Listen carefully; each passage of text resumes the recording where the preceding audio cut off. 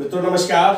आप देख रहे हैं धर्मदर्श पत्रिका का यूट्यूब चैनल दस्तक मीडिया। मैं विनोद शुक्ल बैठा हूं महाराज जी के निवास भोपाल में। बाबा नीम करोली की जो वंश वृद्धि है, या मैं ये कहूं कि बाबा अपने स्वरूप को मानव स्वरूप में यहाँ पर किस तरह से आगे बढ़ रही है ये वंश वृद्धि।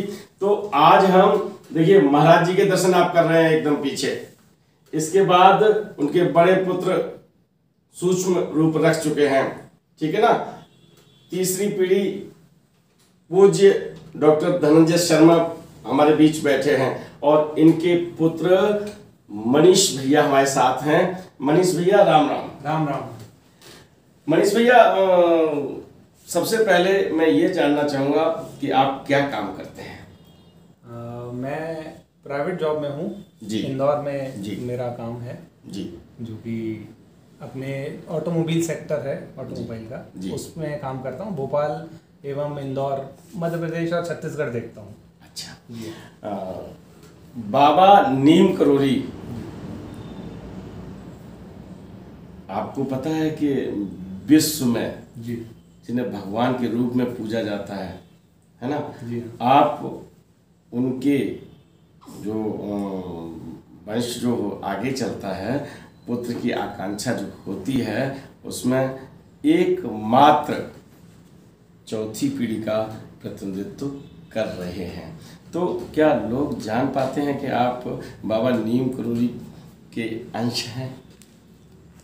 हमने जो सीखा है जी अपने दादाजी से, महाराज जी तो मेरा इतना सौभाग्य नहीं था कि मैं उनसे मिल पाता। उनसे उनके वहाँ जाने के बाद ही आप दर्शन कर लीजिए। महाराज जी हैं जो आपकी गोदी में खेल रहे हैं, ये महाराज जी हैं। आप इनसे मिल लीजिएगा, ये मेरा सुझाव है, मेरा मानना है।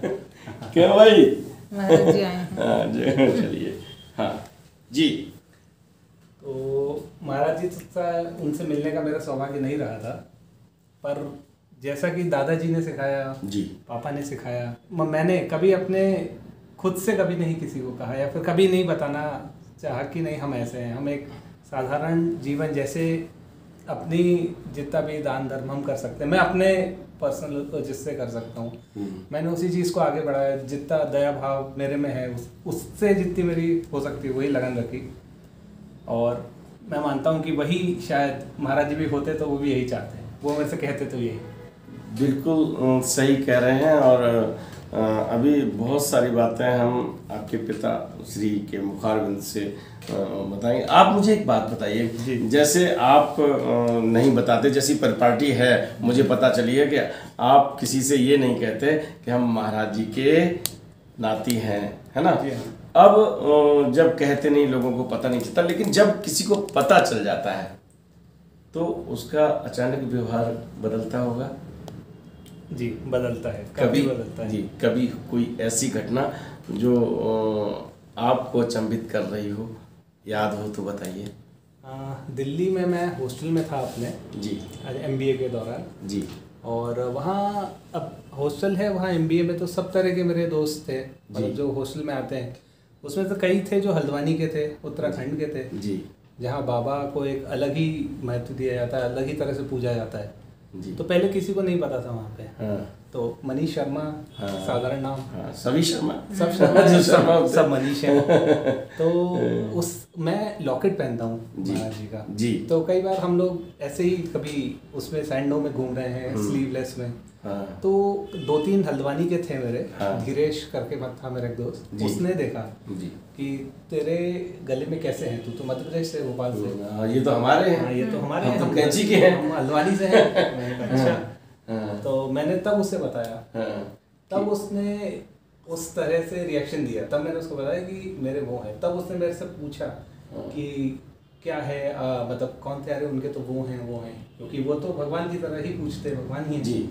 तो उनको पूरा पता था। आप जानते हैं उत्तराखंड में तो सब जानते ही हैं उनके बारे में जी। तो उन्हें पूरा मैंने उनको बताया कि ऐसा ऐसा है, हम लोग यहाँ हैं। तब उसका फिर मेरे प्रति अलग हो रहा। फिर हम लोग जब भी मिलते हैं और मिलते भी हैं जी, तो बहुत धर्म से, बहुत अच्छे से, बहुत प्यार से मिलते हैं। उन्हें लगता है कि जो हमारे भगवान हैं उनका साक्षात अंश मेरे सम्मुख बिल्कुल, वो मैंने उनके नेचर में ऑब्जर्व किया है कि जिस तरह से बाकी से बात होती है, जिस तरह से मेरे से बात होती है, जैसा मैं उनसे बात करता हूँ, तो हम लोगों में एक अलग ही कनेक्शन है उस तरह का। अच्छा, ये बताइए, आपके बाबा महाराज जी के बड़े सुपुत्र है ना? जी हाँ, अनेक पिता, हाँ, महाराज जी के पुत्र, बड़े पुत्र हैं उनके, आप सगे नाती हैं। तो बाबा ने कभी कोई ऐसी याद बताई कि हमारे पिताजी के बारे में ऐसा हुआ था? महाराज जी के बारे में वो खुद ही बताते थे। कोई ऐसी घटना, एक, मैं ज़्यादा समय नहीं लूँगा, मुझे मालूम है, लेकिन मुझे कोई ऐसी घटना बताएं जो आपके, क्योंकि देखो आपके पिताजी के बाबा तो विश्व के बाबा हैं, जे एकाधिकार का दावा नहीं कर सकते उन पर, है ना? लेकिन आपके बाबा, है ना, यानी बाबा नीम करोली के सुपुत्र, तो कभी कोई एक ऐसी याद बताई हो कि जिससे आपको लगा कि अरे देखिए, जो जिसके पास भगवान होते हैं उन्हें पता नहीं होता। आपके पिताजी बैठे हैं, इनको खुद नहीं पता कि कौन है ना? ये राज की बात है। आप सोच रहे होंगे कि कैसी आध्यात्मिक बात कर रहा हूँ मैं बता रहा हूँ कि बाबा नीम करोली के जो जीवित स्वरूप है, मानव देह में है, आप सीधे सीधे आप दर्शन करते जाएं। और ये सब बातें मैं इसलिए पूछ रहा हूँ कि ये चौथी पीढ़ी में, जैसे हमने नहीं देखे डायरेक्ट मानव देह में, आपने भी नहीं देखे, तो आपके बाबा ने, क्योंकि वो तो पुत्र हैं बाबा नीम करोली के, उन्होंने कोई ऐसी चीज बताई हो जो आप शेयर करना चाहें? उनने मुझे नहीं, हम जब बैठते थे पापा के साथ ही, तब उनने बताया था। हाँ। एक उन कभी कभी किस्से बताते थे जी, कि जैसे एक बहुत प्रसिद्ध किस्सा है, जब वो घी खत्म हो गया था, भंडारा चल रहा था गंगा किनारे, जी, वो बताते थे। क्या हुआ था उसमें? उसमें वही था, जब भंडारा चल रहा था और एकाएक घी खत्म हो गया था, महाराज जी वहाँ पे थे जी, और खत्म होने के कारण उन्हें डांटा भी था जब उनको पता चला काफी। हाँ। वहाँ पे जितने भी कार्यकर्ता और भक्त लोग थे जी, उसके बाद उन्होंने बोला था कि गंगा मैया से ले आए आप एक बाल्टी या कुछ भर के, हाँ। और उसको फिर और वापस जरूर कर दें भंडार के बाद जी। तो मुझे यही किस्सा ये बताया, और काफ़ी और भी किस्सा बताते थे, लेकिन उसके ऊपर हमेशा उनने मुझे कैसे आत्मनिर्भर बनना है, कैसे अब जिस तरह से उनने पापा को, हमारी बड़ी बुआ जी, गिरजा बुआ जी को जी, और शशि बुआ जी जो हैं उनको जिस तरह से उनने यहाँ लाके उनकी परवरिश करी, सब कुछ उनसे वो किया, उनने हमेशा मुझे यही सिखाया है।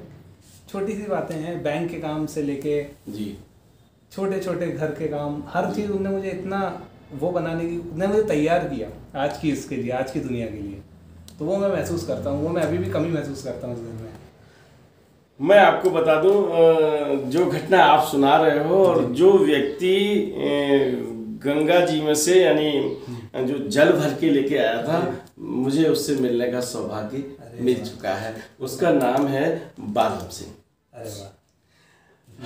हमने आपको बालम सिंह का इंटरव्यू दिखाया था जब कैची धाम में हमारी उनसे भेंट हुई थी, और वो महाराज जी के भंडारी रहे कि कैची धाम में जब प्रसाद बनता था और जब घी खत्म हुआ था तो वही छिपरा जो गंगा मैया कहते थे महाराज जी, उनसे जल लेके आए थे और वो जल कढ़ाई में डाला था। पूरी घटना बताई थी, है ना? महाराज जी ने खड़े होके कि वो जल डाला और उसमें थोड़ा सा घी था, तो उससे डर लगा उसे कि वो कहीं अभी पानी पड़ेगा इसमें, और वो ज्यों कढ़ाई में जा तो घी बन गया था। तो ये मैंने नाम इसलिए बताए कि, और यही उद्देश्य है मेरा कि ये पीढ़ी आई, फिर ये पीढ़ी आई, अब ये हमने रिकॉर्ड कर लिया, ये पीढ़ी अभी बोल नहीं रही है ना, केवल मुस्कुरा रही है गोदी में। तो ये जानेंगे कि हमारे परदादा के दादा कैसे थे और क्या हुआ था। घी कम होने की बड़ी घटनाएं हैं, मैंने कथाओं में सुनाई। हनुमानगढ़ी में भंडारा हो रहा था तब भी, और वहाँ पर तो एक साक्षी हैं गुरुदत्त शर्मा जीवन बाबा। गुरुदत्त शर्मा के दर्शन करने का मौका नहीं मिला हमें, लेकिन जीवन बाबा से मिलने का सौभाग्य हमें मिला है। तो उमादत्त शुक्ला हैं, और भी की घटनाएं कई सुनाई हैं, तो वो आपने सुनाई, मुझे बहुत अच्छा लगा, क्योंकि ये जो घटनाएं हैं, ये जो चमत्कार हैं, वो आपको तो पता नहीं होना चाहिए। और इन घटनाओं को जब आपने दादा के मुखारबिंद से सुना, बहुत सारी बातें होंगी कथाओं के बारे में। मैं पूज्य डॉक्टर धनंजय शर्मा जी से अभी बात करेंगे, तो वो हम आपको सुनवाएंगे। बेटा नूपुर, आप कैसा महसूस कर रही हैं कि आप इस परिवार की बहू बनी?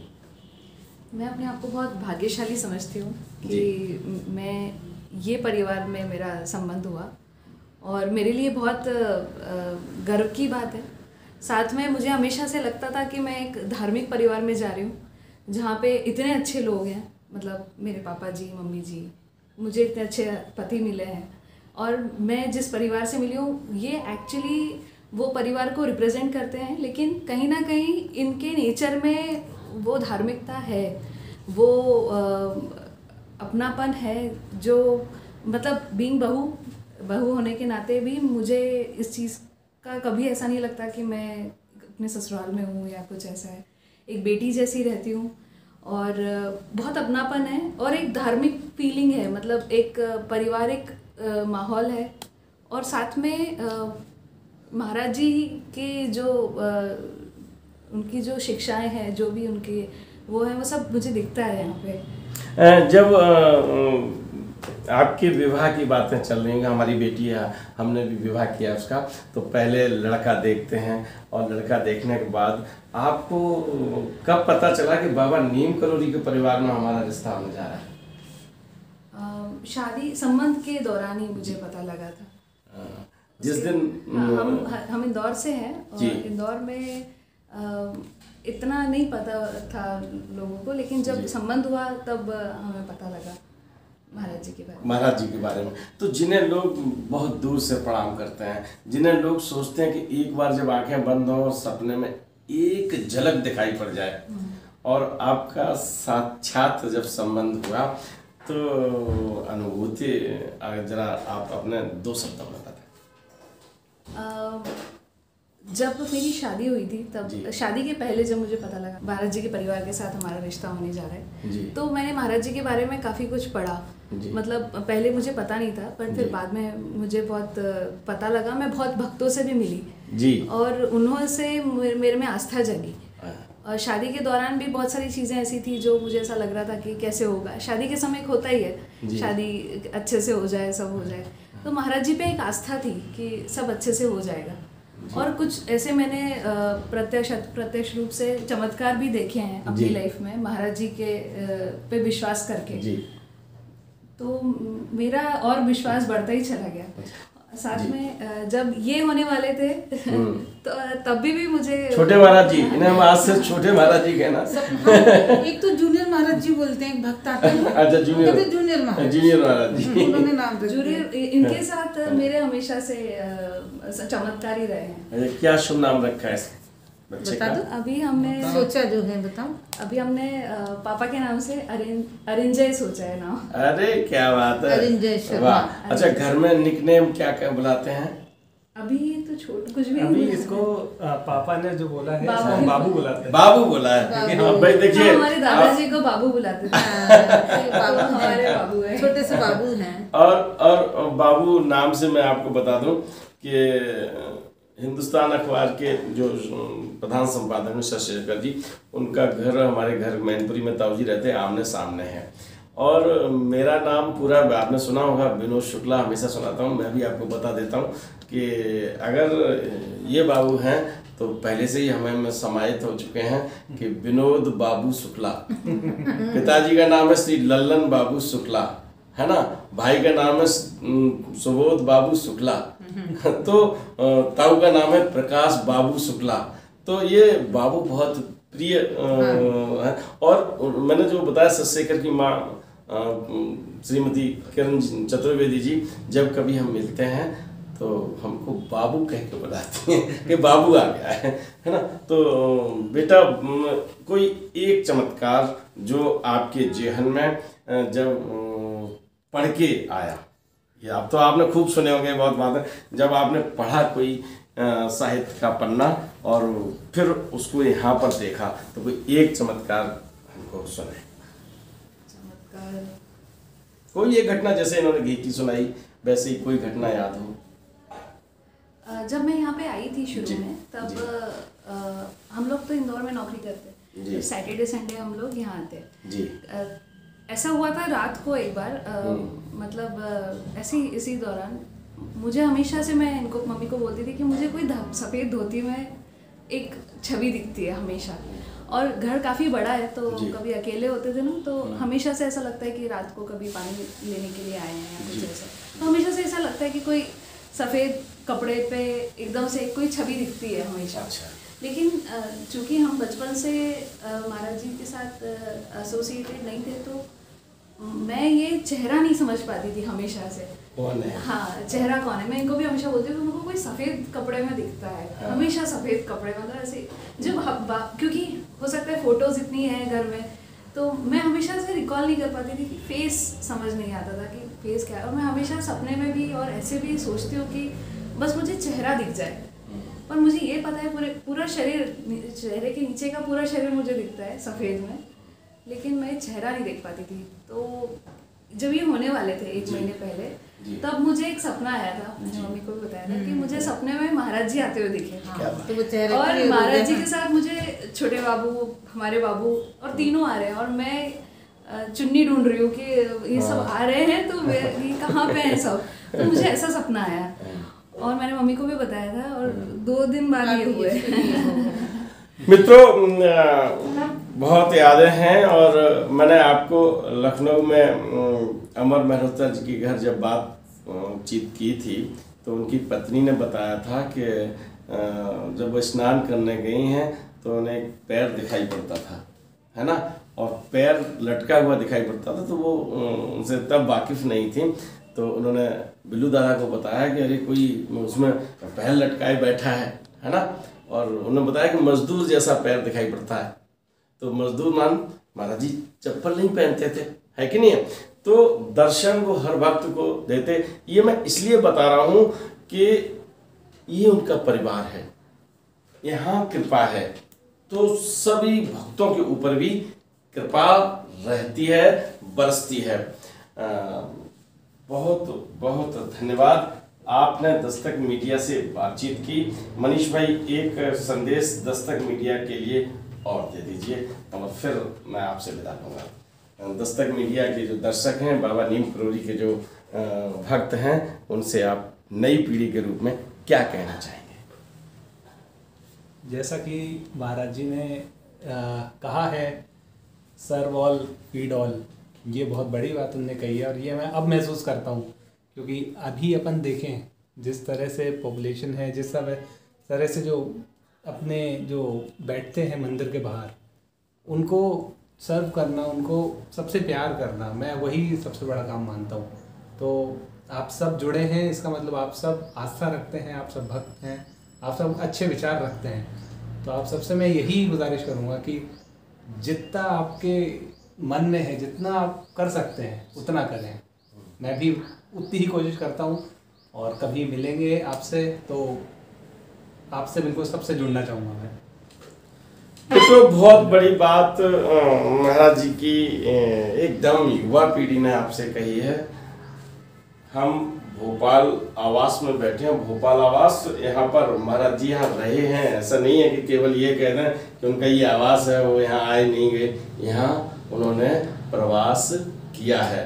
और आज हमने भक्तों की श्रृंखला में जिन जिन से बात करवाई है, उनका भाई हमको आनंद तो होता ही है, लेकिन आज महान आनंद की अनुभूति हो रही है कि महाराज जी की पीढ़ी, महाराज जी के लक्ष्य, महाराज जी की जो कार्य हैं, उनको आगे बढ़ाने का बीड़ा लिए हुए वो संकल्पवान है। मनीष भैया और नूपुर बेटा, आपने दस्तक मीडिया से बातचीत की, बहुत बहुत धन्यवाद। राम राम।